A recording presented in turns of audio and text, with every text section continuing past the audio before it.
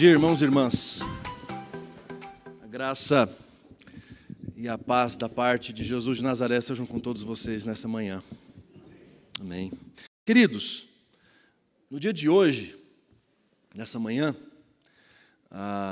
me coube a árdua tarefa, e vocês vão entender por que é árdua, de falar sobre mansidão e domínio próprio. Extremamente árdua, porque é um dos meus pecados, confessados inclusive aos irmãos.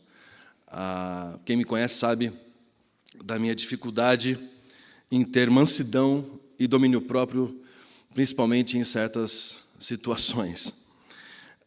Se você puder abrir a sua Bíblia, por favor, na carta de Paulo aos Gálatas, nós vamos ler esse texto em que Paulo menciona o fruto do Espírito e quem o produz. Por isso que é chamado de fruto do Espírito, porque esse fruto não é produzido por mãos humanas, esse fruto não é produzido por boas características ou por boa educação ou por anos de comunidade evangélica ou cristã. Esse fruto é produzido único e exclusivamente pelo Espírito Santo de Deus, por isso chamado fruto do Espírito. Em comparação e em contraste, aliás, não em comparação, mas em contraste com as obras da carne. E essa sim, produção exclusiva nossa. Leia aí, por favor, no capítulo de número 5, o verso de número 22, que diz assim: mas o Espírito produz este fruto: amor, alegria e paz, paciência, amabilidade, bondade, fidelidade, mansidão e domínio próprio. Não há lei contra estas coisas. Quem já cresceu no interior de estado, ou já teve contato com a roça, enfim, eu lembro aqui talvez da grande megalópole de Capinzal, presbítero Morosini, natural dessa cidade, outra grande cidade como Rancharia, que existe, algumas pessoas aqui da nossa comunidade já visitaram, inclusive, passaram pelo portal de Nárnia e chegaram até lá. É muito costume nós ouvirmos a seguinte expressão, em relação a um cavalo: pode montar porque ele é manso. Pode chegar pertinho dele porque ele é mansinho. Ele não dá coice. E muitas das vezes, quando a gente olha para esse texto, o texto que acabamos de ler, e quando lemos a expressão manso, logo nos vem a figura disso. Ou pelo menos no meu contexto ranchariense, a figura que me vem à mente é essa: de manso, de domado. Mas deixa eu falar para vocês que não é esse o sentido que o texto está dizendo. Não é, o texto não fala de manso como alguém domado. Manso, segundo as Escrituras, inclusive em comparação com o texto de Mateus, no capítulo 5, verso 5, que fala: bem-aventurados os mansos, porque eles herdarão a terra. Fala de alguém que, afetado, aliás, vítima, atingido pela maldade, não se transforma na maldade que o atingiu. O objetivo do malvado, segundo um pastor, Ed Renekiewicz, ele fala o seguinte, que o objetivo do malvado é fazer com que a sua vítima também se transforme na maldade que ele acabou de cometer. Se o malvado transforma o outro num igual, ele alcançou o seu objetivo. O manso é aquele que, atingido pela maldade, não se transforma em alguém malvado. Ele não se torna malvado. Então, manso não está falando aqui de alguém que não luta pelos seus direitos. Aqui o texto não está falando de alguém que é simplesmente alguém calado ou silencioso, mas fala de alguém que, ao ver a maldade, reage a ela não se transformando na própria maldade que está sendo afligido ou que está sendo afetado. Os irmãos estão entendendo isso que eu estou dizendo? Exemplos na Bíblia de gente mansa. Moisés, que a Bíblia chama de um homem manso. Só que nós temos alguns episódios interessantes na vida de Moisés que muitas vezes nos questiona essa questão da mansidão, se compararmos isso com a interpretação de compararmos a mansidão como alguém domado, como alguém manso, como o cavalo manso. Moisés várias vezes conversa com Deus questionando o próprio Deus, questionando a vontade de Deus. E muitas vezes desafiando a Deus, dizendo: eu não saio daqui sem que o Senhor vá com a gente. A Bíblia o chama de homem manso. Um outro homem manso que a Bíblia comenta é o próprio Jesus de Nazaré, a mansidão encarnada, mas que não suporta o que estavam fazendo com o templo. E diz a Bíblia que faz um azorrague, que é uma espécie de chicote, e sai destruindo propriedades particulares, as barraquinhas.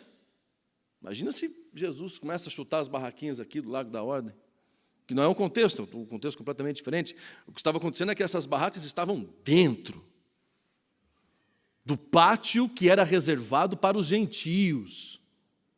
Diga-se de passagem. Jesus estava ali restaurando a adoração dos gentios em relação a Deus. Porque a adoração, o lugar separado dos judeus estava preservado, os dos gentios não. E Jesus derruba as barracas, expulsa os comerciantes e diz: esta minha casa será chamada casa de oração, e vocês a transformaram num covil de ladrões. Um homem manso. Um outro homem manso que podemos também citar, apóstolo Paulo. Mas se você olhar o contexto da carta de Gálatas, você vai perceber que Gálatas é uma carta pesada. Aliás, é a primeira carta, segundo alguns comentaristas, historiadores, como o próprio William Hendrickson comenta, o próprio John Stott, diz que a carta aos Gálatas foi talvez a primeira carta escrita do apóstolo Paulo, entre os anos 48 e 49 depois de Cristo. E ele bate doído com respeito aos legalistas e aos religiosos.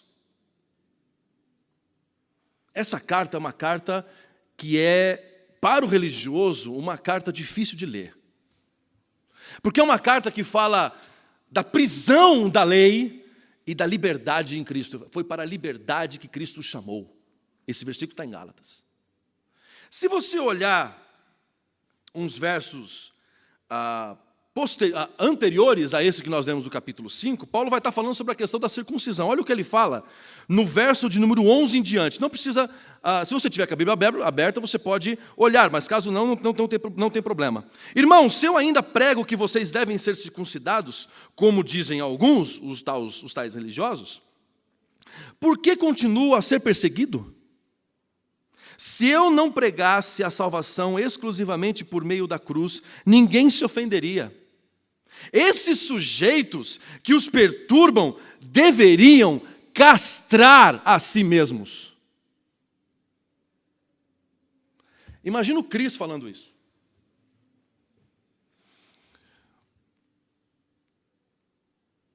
Paulo está dizendo isso na Bíblia, para os religiosos, que eles deveriam mutilar a si mesmos.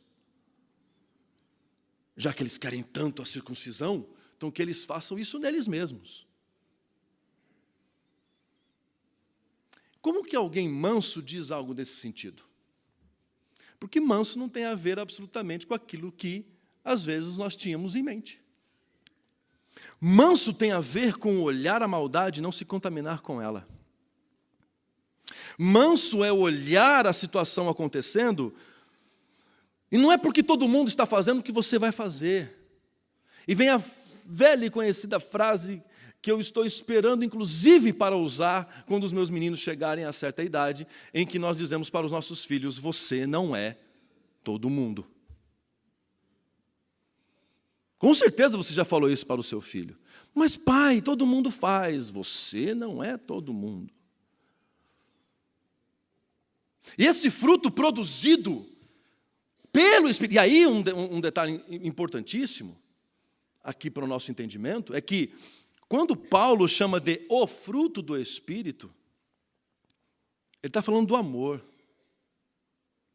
Por isso que ele cita o amor em primeiro lugar, porque todas as outras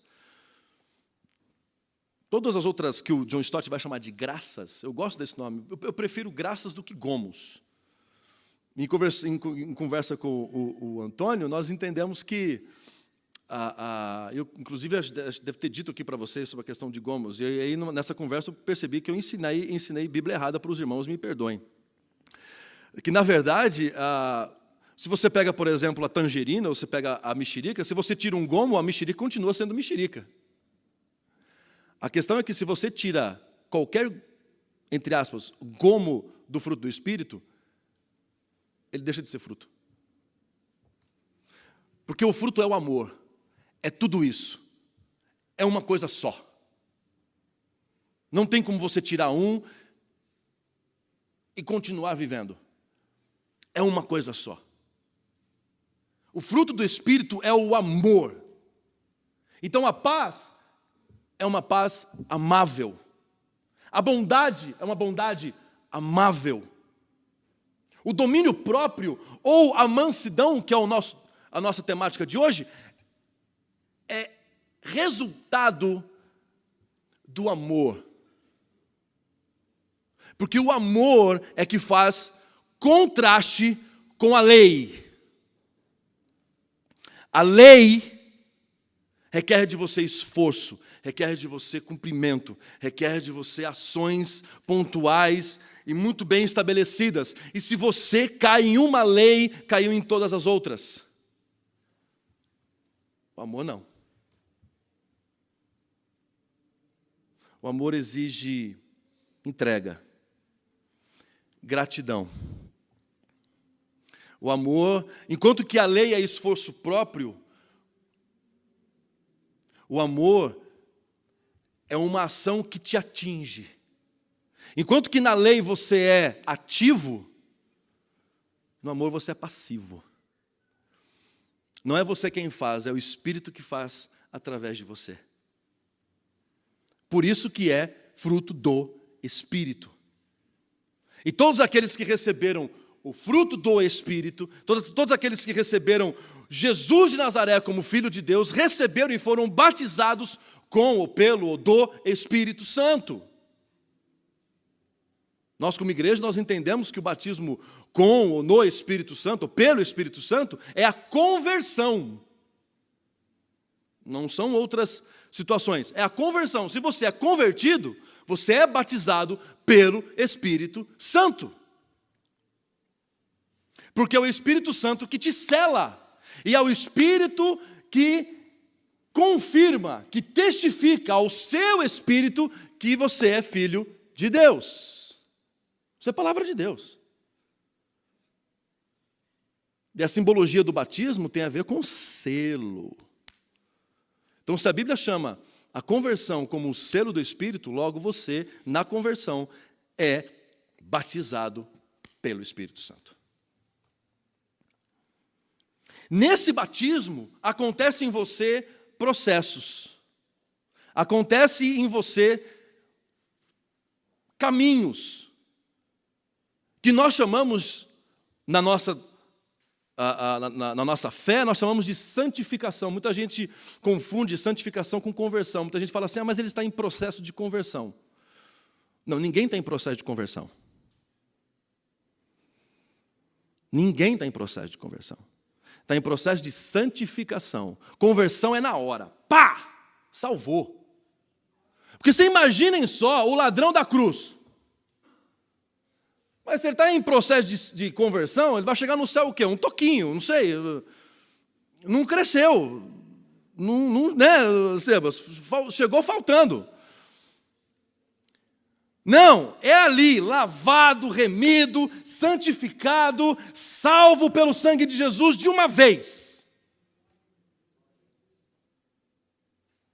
Aí o processo da santificação, que é um privilégio para aqueles que se convertem em vida, aqueles que se convertem na morte, vão para o céu, estão lá, graças a Deus, estão desfrutando da graça de Deus, mas também não conseguiram o privilégio de desfrutar aquilo que eles já estão desfrutando plenamente aqui na terra, porque de repente a visão que a pessoa tinha da terra era uma visão pequena, era uma visão de sofrimento, e de repente, no processo de santificação, você descobre que Deus está por aí, que Deus está no governo, que Deus está se revelando o tempo todo, e que a graça de Deus superabunda onde o pecado abundou. Nós temos o privilégio de vivos, convertidos, nós temos o privilégio na santificação, de olharmos para trás e percebermos o seguinte: como Deus tem nos sustentado até aqui. Se você olhar para trás na sua história, você vai perceber quantas batalhas impossíveis se apareceram diante de você. E hoje você está sentado aqui para contar a história de que você passou por ela, porque o bom pastor, ainda que você andasse pelo vale da sombra e da morte, você não temeu mal algum, porque Ele estava com você.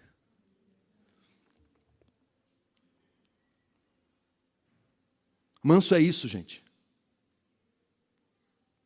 Manso é olhar para a história e reconhecer que as bênçãos não vieram do seu esforço, não vieram do seu mérito, não vieram das suas capacidades, mas vieram da graça de Jesus, da ação miraculosa e graciosa de Deus na tua história.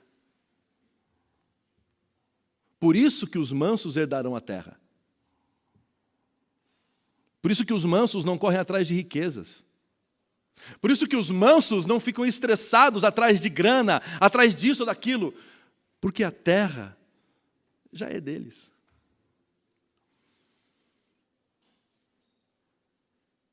Eu não estou falando aqui, irmãos, do estresse natural do dia a dia. Do estresse que nos pega na esquina. Eu estou falando do estresse que muitas vezes nós mesmos causamos. O Senhor Jesus, na mensagem da montanha, quando Ele fala sobre ansiedade, Ele fala antes da ansiedade, Ele fala da raiz da ansiedade. Qual que é a raiz da ansiedade? O dinheiro. Vocês não podem servir a dois senhores, porque se vocês amarem um, vocês vão abandonar o outro. Se vocês amarem o outro, vocês vão abandonar um. Vocês não podem servir a Deus e as riquezas. Vocês não podem ter dois senhores. O manso sabe a quem serve. E aí, se você pegar o exemplo do cavalo, não no sentido de domar, de obedecer, e eu quando criança, via o processo de doma dos cavalos, e às vezes me doía, porque os peões usavam esporas, e ficavam espetando o cavalo e segurando. E hoje, com outras técnicas que o pessoal tem conseguido domar sem precisar tanta violência. Mas nós podemos usar a questão de domar não como alguém que pode montar em cima da gente. Mas a gente pode usar o domar no seguinte sentido: que agora a nossa vida está sob o controle e o governo e as rédeas da nossa vida estão nas mãos de quem não vai montar na gente, mas vai caminhar do lado guiando. É o que Jesus chama em Mateus de aprendei de mim, porque sou manso e humilde de coração, e encontrareis descanso para as vossas almas. O que Jesus está dizendo ali não é alguém que monta no outro, é alguém que anda do lado do outro. O jugo entre o selvagem e o manso. Aprendei de mim. Andem nos meus passos. Andem no meu tempo. Me aprendam comigo. E o que eu estou dizendo para os irmãos aqui, estou frisando isso sempre, porque, enfim, isso aqui foi falado para mim antes, entendeu? Eu estou falando isso para vocês, porque isso aqui também está falando comigo. Porque eu, como ansioso, eu tenho a vontade e o desejo muito grande de ter o controle da minha vida na minha mão.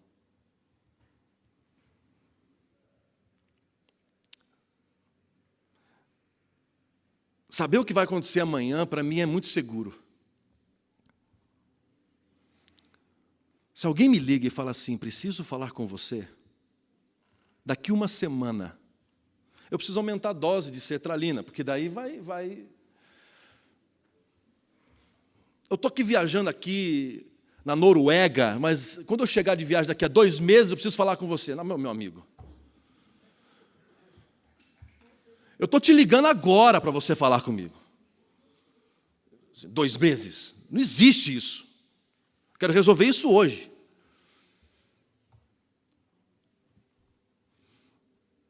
Aí você não consegue dormir.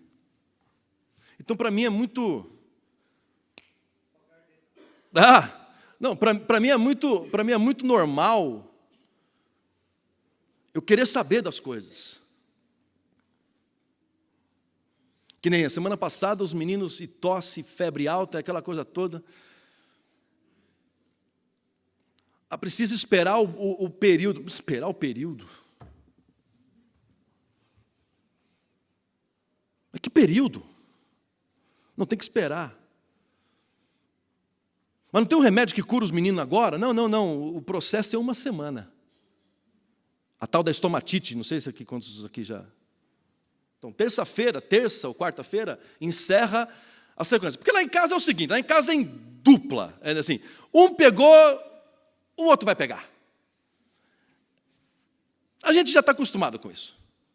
Então não adianta, a gente tentou uma vez, a primeira vez quando o Felipe pegou uma gripe, aí ele falou assim, não, agora o Felipe dorme nesse quarto e o Daniel dorme... Isso aí, sabe, pegadinha do malandro, isso aí não funciona. Os dois pegam. Então... quarta-feira encerra, ou terça-feira encerra o do Felipe, na sexta encerra o do Daniel. É assim.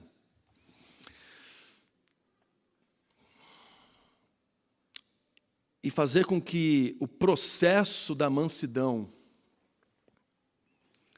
deixar com que a voz do Espírito seja muito mais alta e muito mais audível que a nossa própria,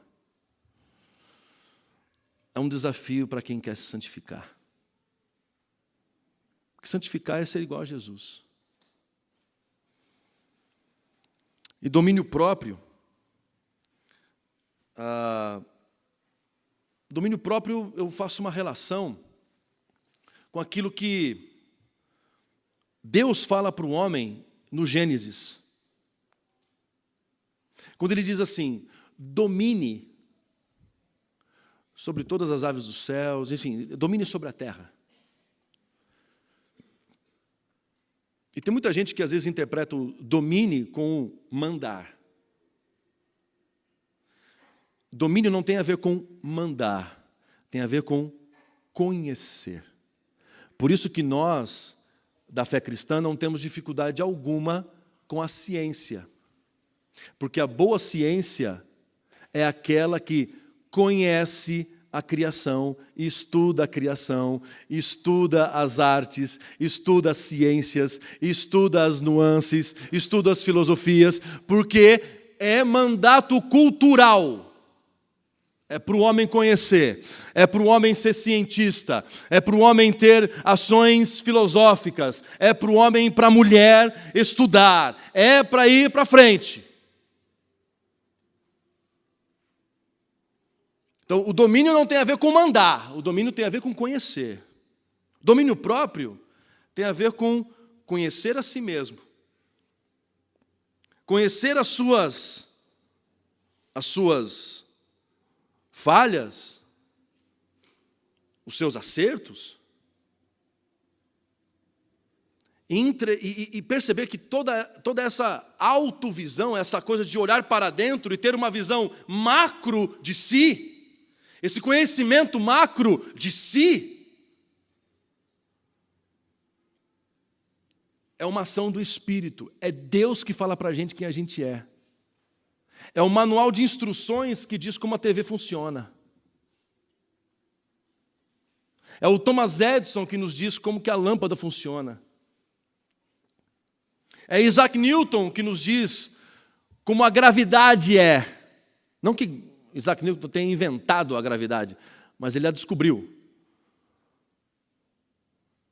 E não sei se você sabe disso, mas Isaac Newton era um cientista cristão. Era lendo as Escrituras que ele chegava aos conhecimentos de ciência. Então, quando você vai a Deus, e quando nós vamos a Deus, Deus nos revela quem nós somos, quando Ele revela para nós quem Ele é. Quando nós conhecemos a Deus e olhamos para Deus e reconhecemos quem Deus é, automaticamente olhamos para nós e reconhecemos quem somos. Deus é tudo de bom. E nós somos tudo de mal.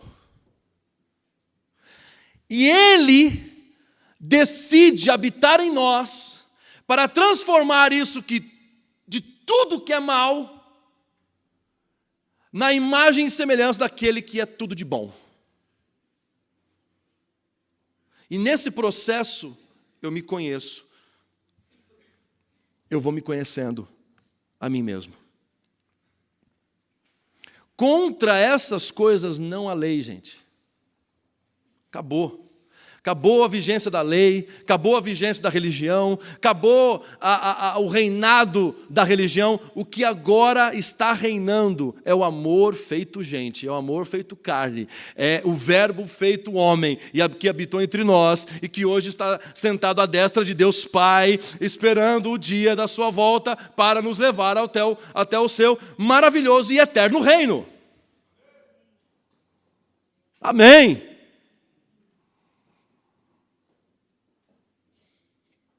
Essa graça nos foi dada, queridos. Então, mansidão e o domínio próprio não tem a ver com crendices populares.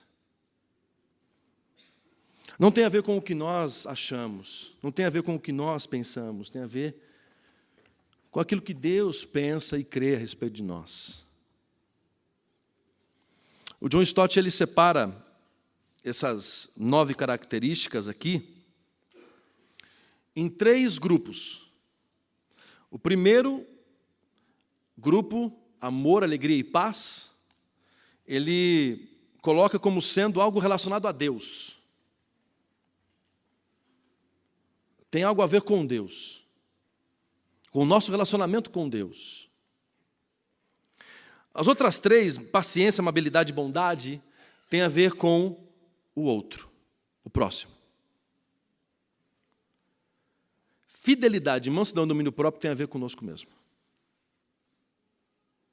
Então isso aqui, irmãos, por que eu estou dizendo isso? Porque isso aqui não é para você olhar para o outro e exigir do outro a mansidão, o domínio próprio e a fidelidade. Isso é para cada um de nós. Isso é interno. Isso é para nós. É para a gente olhar para nós mesmos. Não é para você buscar no outro a mansidão, ou exigir do outro a mansidão. Não é para você exigir do outro a fidelidade. Não é para você exigir do outro o domínio próprio. Aliás, não é para exigir nada de ninguém. Nós cristãos não exigimos isso de ninguém. Mas é algo que é para nós observarmos em nós mesmos a nossa natureza e no nosso modo de existir. Enquanto que amor, paz e alegria é algo da nossa relação com Deus, a paciência e a amabilidade e a bondade em relação ao próximo, nós temos essa responsabilidade de olharmos para nós. É um exercício, está vendo como é um exercício completo? vertical, horizontal e interno. Que nós, como igreja, queridos, e eu acredito, e eu termino com isso, eu acredito que nós temos vivido dias de estresse muito profundo e muito forte. As pessoas estão entrando em depressão muito rápido. Índices de suicídio têm aumentado. Brigas de trânsito. E todas essas situações que o nosso país tem vivido, inclusive, de polarizações e de brigas e de interesses, mostram que a igreja tem o papel fundamental de pastorear. Mostra que nós somos fundamentais no ministério do Senhor Jesus, de mostrar que há um terceiro caminho, há uma terceira via, há um outro jeito de existir, há um outro jeito de caminhar. Nós não precisamos ser de um lado ou de outro, nós simplesmente precisamos ser aquilo que Deus quer que nós sejamos. Nós, como cristãos, nós não vivemos à base de rótulos, nós não rotulamos os irmãos e as irmãs. Que nós sabemos do processo que nós vivemos, imagina o processo do outro. Então, quando isso acontece em nós, e esse é o exercício, e aqui eu termino, quando eu percebo que há uma dificuldade do processo de domínio próprio, de mansidão em mim, eu me torno mais tolerante no processo de mansidão e domínio próprio no outro. Porque eu percebo a dificuldade que está comigo. E eu não vou ficar cobrando do outro alguma coisa nesse sentido, porque eu sei a dificuldade que eu tenho.